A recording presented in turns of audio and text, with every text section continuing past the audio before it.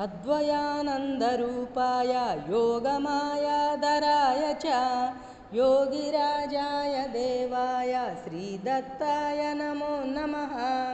मालाकमण्डलुधर करपद्मयुग्मे मध्यस्थपाणियुगले डमरुत्रिशूले यस्यस्तवूर्ध्वकरयो शुभशङ्खचक्रे वन्दे तमत्रिवरदं भुजषट्कयुक्तं दत्तात्रेयं शिवं शान्तमिन्द्रनीलनिभं प्रभुम् आत्ममायारतं देवमवधूतं दिगम्बरं भस्मोद्धूलितसर्वाङ्गं जटाजूटधरं विभुं चतुर्बाहुमुदाराङ्गं दत्तात्रेयं नमाम्यहम्।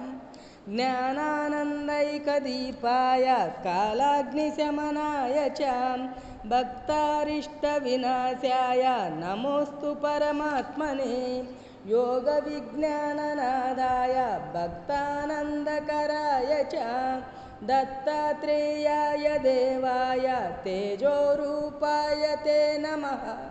पूर्णब्रह्मस्वरूपाय लीलाविश्वम्भराय च दत्तात्रेयाय देवाय नमस्ते सर्वसाक्षिणे।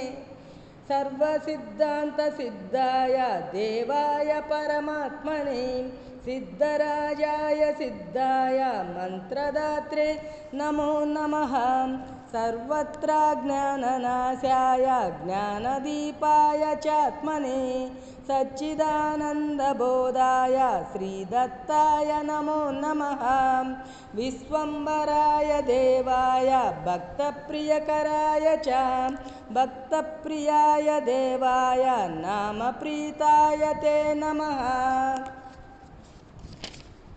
मायामुक्ताय शुद्धाय मायागुणहराय ते शुद्धबुद्धात्मरूपाय नमोऽस्तु परमात्मने। चिदात्मज्ञानरूपाय गुरवे ब्रह्मरूपिणे दत्तात्रेयाय देवाय नमोऽस्तु परमात्मने।